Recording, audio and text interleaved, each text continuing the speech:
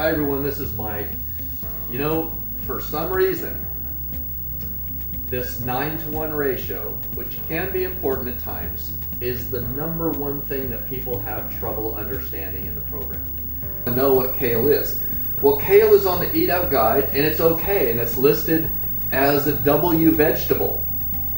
But if you talked into, if you searched for it on Google and asked for the nutritional information on kale, you're going to get a ratio that you'll figure out does not meet the 9-to-1. There's a reason for that.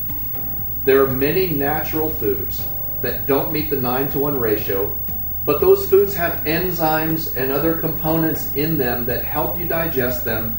They're natural, and in many cases, those cases are determined by whether or not they're on the Eat Out Guide. You just follow the Eat Out Guide and you don't worry about this. So this is for your grocery shopping other than things that are on the Eat Out Guide, okay? Now here we go. You pick up a can of something, and on the back it'll have this label. We're just looking at this part here. Something about nutritional information at the top, and then it'll have a list of different things. You're only looking for two things. Only two things matter. One of them is carbohydrates, and the other is protein. There'll be a list with a number, or beside each of those terms there will be a number, and it'll usually say grams after that term. I want you to ignore the grams. You don't have to worry about whether it's in grams or something else. So now you have these two numbers. There's one more thing to look for. Sometimes there will be a decimal point in front of one of the numbers. If that's the case, you'll have to do the math a little differently, but just be careful that you're not looking at a quarter of a gram, or roughly at 0.24 grams, and that you're looking at 24 grams. So I probably shouldn't have drawn these dots here to confuse you. So you're looking at these two numbers. Let's just keep it simple. So you have to divide the smaller number into the larger number, whichever way that is, whether it's proteins or carbohydrates is the larger, doesn't matter. You divide the small number into the large number. So here's the division problem that creates. I know. I ran this by my mother one time, and there was no way I could get her through this because, she didn't like her high school math. But here's what you have to do. So you divide the smaller number into the larger, 2 into 24, 2 grams of carbohydrates into 24 grams of protein, and the answer is 12. So now people get confused here as well and say, well, is 12 better or worse than 9-to-1? The answer is the higher the number, the better. So it has to be 9 in the ratio of 9-to-1. The big number has to be 9 or higher. Always 9 or higher. If it's lower than 9, it's a food that you can't eat. So we're talking about man-made foods here mostly. So here we have, the answer is 12, which makes this a 12-to-1 ratio. For every 12 grams of protein, there's 1 gram of carbohydrates. Now this is all you need to know.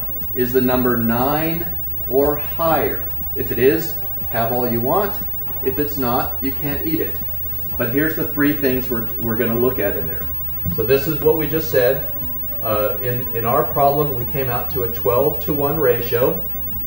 12 is bigger than 9, so the food is edible. The second thing is a good ratio, like I said, is it's actually 9-to-1 or higher. Sorry about that.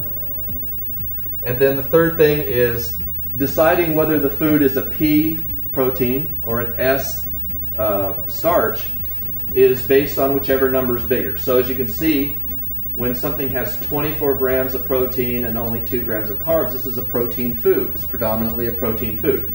So whichever number is bigger, that becomes a P food, or carbohydrates is also referred to in our program as an S food for starch. So starches and carbohydrates, if that was the bigger number, it'd be an S food. In this case, it's a P food. So you divide the little number into the big number. That's all you have to know. Proteins and carbohydrates, divide the little number into the big number. The result has to be 9 or higher, and the food is okay to eat. So let's say this refers to a can of soup. So you have a can of soup that you were thinking of using as like a sauce or gravy. Let's say it's cream of mushroom soup. and it was a 12-to-1 ratio.